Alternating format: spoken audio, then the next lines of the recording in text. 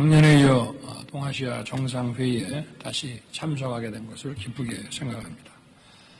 탁월한 리더십을 발휘해서 오늘 회의를 준비해 주신 조코이 대통령님께 감사드립니다.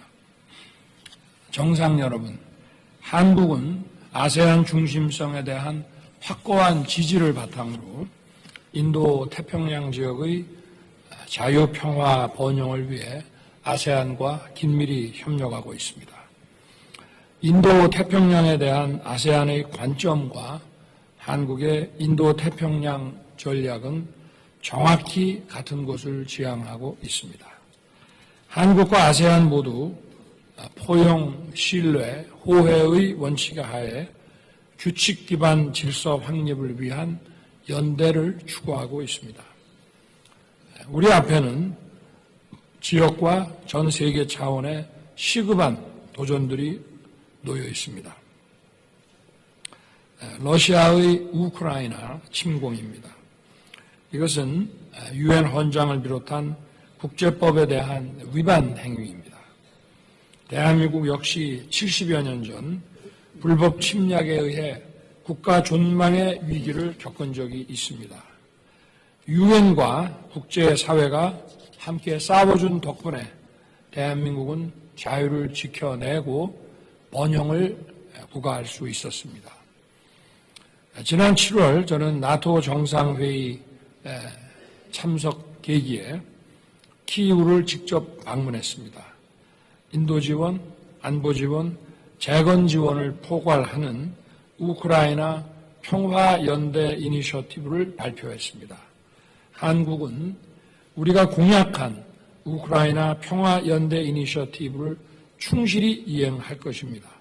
그리고 앞으로 우크라이나의 재건 복구 노력에 책임 있게 기여해 나갈 것입니다.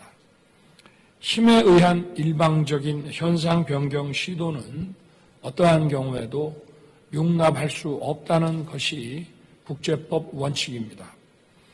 아세안이 성장의 중심축 역할을 하면서 인태지역이 계속 번영하기 위해서는 영내 핵심 해상교통로인 남중국해에서 규칙 기반의 해양 질서가 확립되어야 합니다.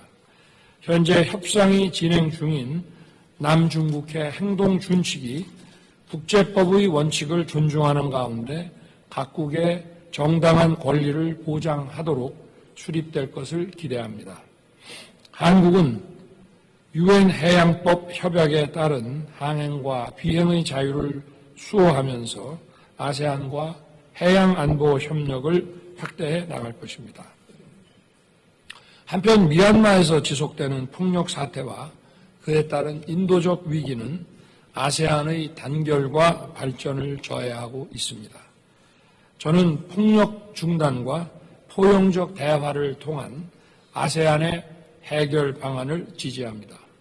자유와 민주주의에 대한 미얀마 국민들의 열망이 조속히 실현되기 바랍니다. 한국은 미얀마 국민들을 위한 인도적 지원을 적극 실시해 나갈 것입니다. 정상 여러분, 북한의 핵 미사일 개발은 중대한 유엔 안보리 결의 위반이자 세계 평화에 대한 정면 도전입니다. 오늘 회의에 참석하신 모든 국가를 겨냥하고 타격할 수 있는 실존적인 위협입니다. 북한의 핵 개발 의지보다 이를 저지하려는 국제사회의 결의가 훨씬 더 강력하다는 것을 우리가 분명히 보여주어야 합니다. 북한은 불법적인 핵무기와 탄도미사일 개발로 인해 유엔 안보리로부터 가장 엄격하고 포괄적인 제재를 받고 있습니다. 따라서 모든 유엔 회원국들은 이러한 안보리 제재 결의를 준수해야 하며 그러한 결의안을 채택한 당사자인 안보리 상임이사국의 책임은 더욱 무겁다고 할 것입니다. 핵미사일 개발의 주요 자금원인 가상자산 탈취, 해외 노동자 송출, 해상 환적 등 북한의 불법 행위를 적극 차단해야 합니다. 우리는 북한 독재 정권의 권력 유지 수단으로 동원되고 있는 북한 주민들의 참혹한 인권 실상에 눈을 감아서는 안 될 것입니다.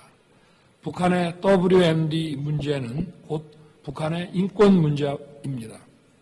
정상 여러분, 앞으로 세계의 성장과 번영은 인도 태평양 지역에 달려 있습니다.